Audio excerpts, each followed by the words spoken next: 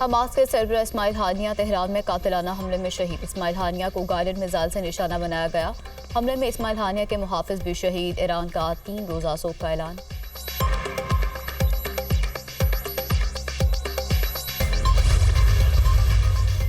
जमात इस्लामी और हुकूमती जमात के माबैन मुज़ाकरात का दूसरा दौर। लियाकत बलोच कहते हैं कि पुरअमन धरना जारी रहेगा। मुतालबात हुकूमती कमेटी के सामने रख दिए। वफाकी वज़ीर अमीन मकाम कहते हैं कि हम भी चाहते हैं कि बिजली पेट्रोल सस्ता हो। तनख्वाहदारों पर टैक्स खत्म कराने की कोशिश करेंगे।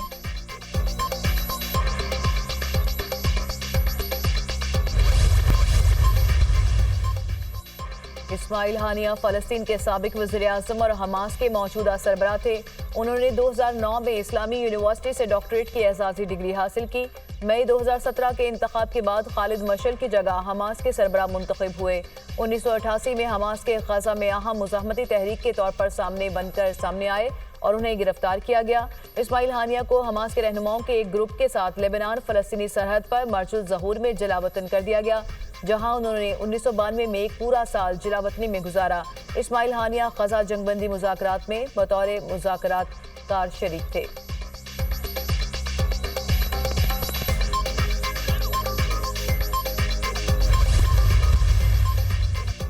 सरबराह JUI मौलाना फजलुर रहमान का इस्माइल हानिया की शहादत पर गहरे दुख और अफसोस का इजहार। फ़लस्तीनियों के गम में बराबर के शरीक हैं। इस्माइल हानिया की शहादत से फ़लस्तीन की आज़ादी की तहरीक ख़त्म नहीं होगी। मौलाना फजलुर रहमान का इसराइली जारियत और इस्माइल हानिया की इस शहादत पर जुमे को मुल्क गिर एहतजाज का ऐलान। अमीर जमात इस्लामी हाफिज नईमुर रहमान ने कहा, मुस्लिम हुक्मरानों की खामोशी इसराइल की ताकत बनी हुई है। इसराइल 85% गाज़ा को तबाह कर चुका है।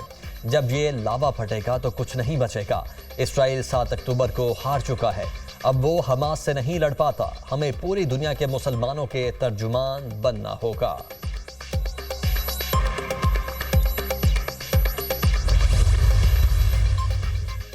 सेनेटर मुशाहिद हुसैन सैयद की इस्माइल हानिया के कत्ल की मुसम्मत। कहा, इस्माइल हानिया की शहादत फ़लस्तीनी अवाम के लिए बहुत बड़ी बात है।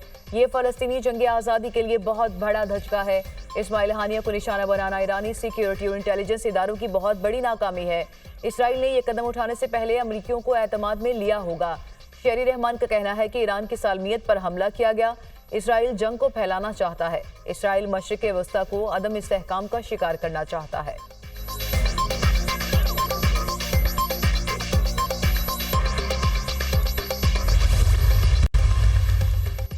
कौमी असम्बली कायमा कमेटी पार्लिमानी उमूर ने इलेक्शन एक्ट 2017 में तरामीम की मंजूरी दे दी। 6 अरकान ने बिल की हिमायत, 4 ने बिल की मुखालफत की।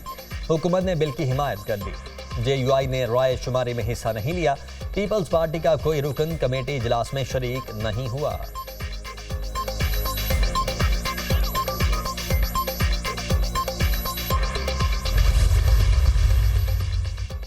सुप्रीम कोर्ट के फैसले को बदलने की कोशिश की जा रही है। जो कवानीन बनाए जा रहे हैं ये काबिल कबूल नहीं। मुल्क में अंधेर नगरी और चौपट राज है। पीपल्स पार्टी ने जमहूरियत का लबादा उड़ रखा है। मुस्लिम लीग नून ने अपने ज़ाती मफादात को तरजीह दी। इन 2 सियासी जमातों ने अपने आप को बचाने के लिए मुल्की सालमियत को दाव पर लगा दिया। इलेक्शन कमीशन आला कार बना है। मुल्की इदारे मफलूज हो चुके हैं। हमारे अरकान कौमी असम्बली की वफादारियां तब्दील करवाने की कोशिश की जा रही है। करप्ट लोग अपने आप को बचाने के लिए सब कुछ कर रहे हैं। अगर ये सब करना है तो पार्लियामेंट को बंद करके मार्शल लॉ लगा दें। सेनेटर शिबली फराज की मीडिया टॉक।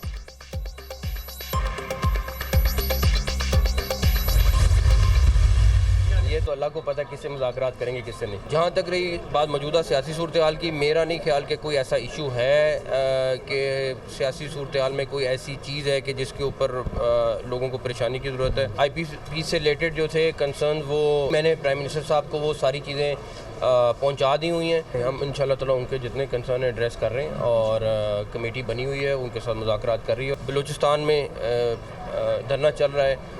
ये प्योरली प्रोविंशियल सब्जेक्ट बन चुका हुआ है और हम उनको 100% असिस्ट कर रहे हैं। गवर्नमेंट ही है जिसने ये सारा सीज़ फायर कराया है। एक ज़मीन के झगड़े पे ये सारी लड़ाई शुरू हुई थी और वो लड़ाई बढ़ती बढ़ती पूरे इलाके में फैल गई। मालूम नहीं बानी PTI किससे मुज़ाकरात करेंगे, किससे नहीं। सियासी तौर पर किसी को परेशानी की ज़रूरत नहीं। सब चीज़ें मुस्तहकम हैं। IPPs के हवाले से वज़ीर आज़म को सारी चीज़ें पहुँचा दी हैं।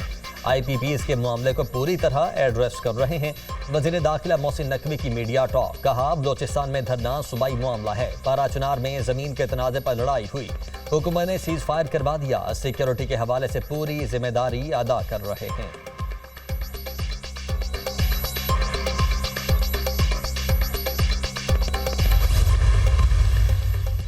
वज़ीर आला पंजाब मरीम नवाज के ज़ेर सदारत खुसूसी इजलास, रोड्स बहाली प्रोग्राम की 471 सड़कों की मंसूबों का जायजा।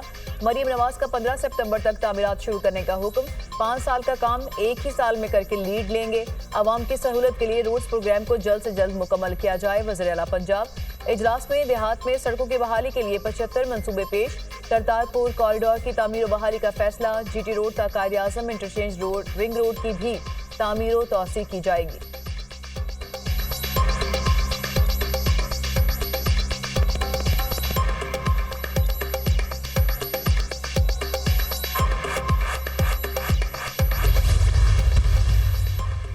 इंसदाद दहशतगर्दी एक्ट के तहत दर्ज मुकदमे की समाअत। रऊफ हसन का 2 रोज़ा जिस्मानी रिमांड मंजूर। CTD के हवाले अदालत ने रऊफ हसन के 5 रोज़ा जिस्मानी रिमांड की इस्तदा मुस्तरद कर दी।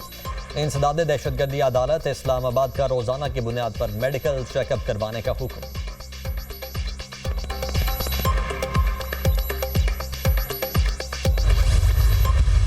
गैर कानूनी तरीके से रऊफ हसन साहब को और हमारे जितने PTI के एम्प्लॉइज़ हैं जो हेड ऑफिस में काम कर रहे थे, सैलरीज़ के ऊपर काम कर रहे थे, उन सब के ख़िलाफ़ जो गैर कानूनी तरीके से उनकी गिरफ्तारी की गई। भारत का वीज़ा लगना तो मेरा ख्याल है हम सब के लगे हुए हैं, बहुत सारे लोगों के लगे हुए हैं। हम सब गए हैं, मुख्तलिफ कॉन्फ्रेंसेस पे गए हैं, लेकिन उसका ये मतलब नहीं है कि आप टेररिस्ट बन जाते हैं।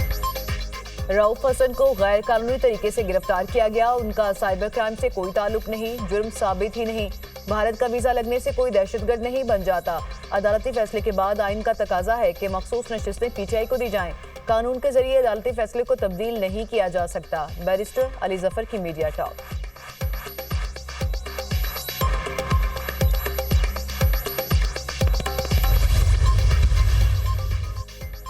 PTI को जलसे की इजाजत न देने और अदालती हुक्म पर अमल दरामद न करने पर तौहीन अदालत केस। इस्लामाबाद हाई कोर्ट के चीफ जस्टिस का जिला इंतजामिया को शो कॉज नोटिस जारी करने का इंदिया। कल तक फ्रीकैन जलसे से मुतल्लिक मामला तय करके आगाह करें। मामलात हल न हुए तो शो कॉज नोटिस के लिए तैयार हो जाएं। चीफ जस्टिस आमिर फारूक के रिमार्क्स।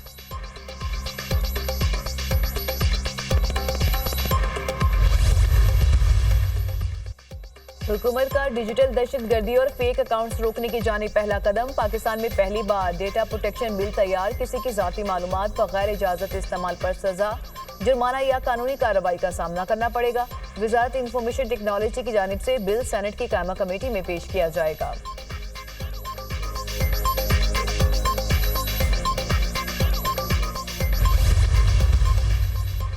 जमात इस्लामी का महंगाई और महंगी बिजली के खिलाफ धरना 6ठे रोज भी जारी। अमीर जमात इस्लामी का मुल्क भर में धरने शुरू करने का ऐलान। धरना किसी वक्त भी मार्च में तब्दील हो सकता है, ऑप्शन मौजूद है। इस धरने का नारा डी चौक है। सारे गैर कानूनी मुआहदे मनसूख किए जाएं। मुफ्त बिजली, मुफ्त गाड़ियां, मुफ्त तेल सब बंद किया जाए। टैक्सेस का नया स्लैब खत्म किया जाए। कोई समझौता नहीं होगा। मुतालबात पूरे न हुए तो हुकूमत गिराव तहरीक शुरू हो सकती है। अमीर जमात इस्लामी हाफिज नईमुर रहमान का धरने से खिताब।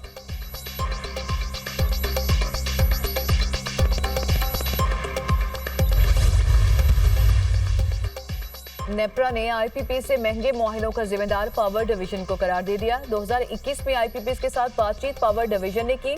मुआहदे करने से पहले पावर डिवीजन को सोचना चाहिए था। नेप्रा की मुआहदों के मामले पर किरदार अदा करने से माजरत।